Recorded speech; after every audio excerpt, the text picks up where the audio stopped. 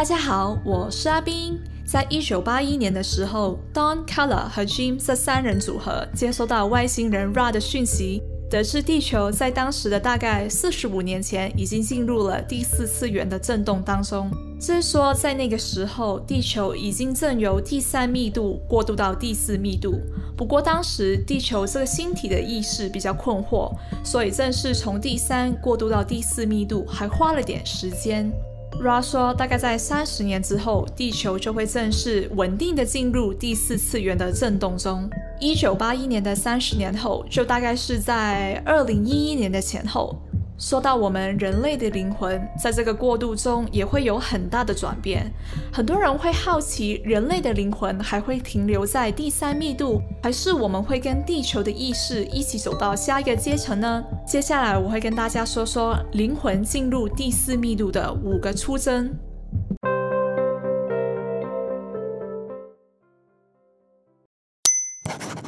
灵魂开始觉醒的时候，你可能会突然由一个外向、喜欢社交的人，变成一个比较沉默、不喜欢再跟别人嘻嘻哈哈、装模作样的人。你可能会更专注于观察别人的说话跟表情，并且会迅速的思考他人的话，也比较希望能够进行有意义的社交，希望在跟人交流的期间能学习到新的事物。你可能会对自我认同感到困惑。当你开始打开灵性的大门的时候，你会觉得这个世界跟自己有点格格不入，你可能会恐惧于自己想要表达的事情别人不理解，或这个世界不理解你。你可能会因此感到沮丧，也有可能会突然没有理由的哭，释放自己的负面能量。这些情况在灵魂觉醒的初期都是正常的。当你想着一件事情或一个问题的时候，事情或问题的答案会慢慢在你身周的环境中出现。譬如你在路上看到一张传单，你在咖啡馆翻开了一本书，你会惊讶地发现你想要知道的事情巧合地出现了。又或者有些很久或已经遗忘的记忆会突然出现在你的脑海里，而巧合地跟你目前所要面对的事情相关。这些巧合的背后其实都有它的原因。如果你对灵性的提升有意愿，你的指导灵或高我会察觉到你需要一些资讯去推动灵性成长，他们就会让那些资讯更加靠近你的生活。这些资讯会不断地与你进行深层次的交流，也很有可能会改变你生命的体验。在直觉方面，你可能会在某一个时刻想起一个人，然后他突然就打电话给你，或突然出现在你的面前，或者你的第六感告诉你在前面的路口左转会遇到好事，然后你左转就突然看到自己喜欢的东西正在大特卖耶。在感官方面，你会开始觉察物质世界中看不到的一些能量，看到空间中的能量波动，或看到不明的闪光能量球。你的耳朵会听到奇怪的声音，或你的嗅觉会嗅到一些不该出现在那个场合该有的味道。更甚者，你可能会感觉到自己或他人的能量高低。你身体上脉轮所在的位置会感觉到能量通道的敞开，你会感觉脉轮所在处会有重重的或麻麻的感觉，尤其是你的顶轮会感觉到刺刺的，那是宇宙能量正在为你的灵魂充能流入到你身体上的感觉。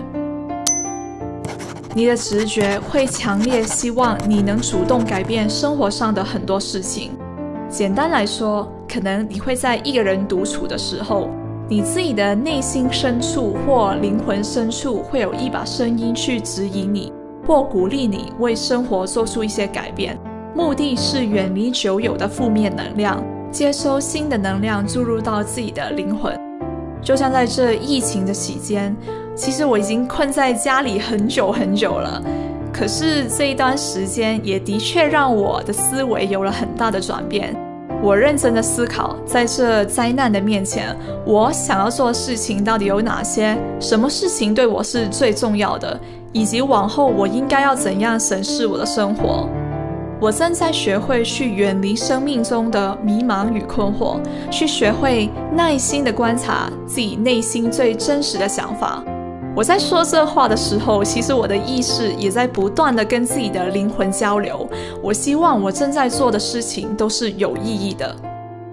如果你有放空沉思的习惯，每天晚上花几分钟跟自己对话，你会慢慢地发现你生活中的很多问题，你的内心或灵魂已经有了答案，只是你从前没有敢或不知道怎样跟自己的灵魂对话。我可以告诉你，随着地球振动频率的转变，这是时候了，这是你最应该直面对自己的时候。做成一件事情要结合天时、地利、人和。地球在这个时刻要从第3密度过渡到第4密度，此乃天时。地面上引起的各种灾难，能让我们更加珍惜重要的东西，此乃地利。就差你这个人和了。如果你愿意直面自己，也开始用新的眼光去看这个世界，一个应该充满爱与光的世界，你在这个地球磁场改变的时刻，可能可以与地球一起扬升到另外一个次元，去体验自己灵性的下一个阶段。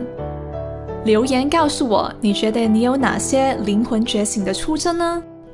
如果你想知道更多关于宇宙奥秘、外星通灵，还有灵性成长的内幕，就订阅我，还有按下铃铛吧。我们下次见，拜拜。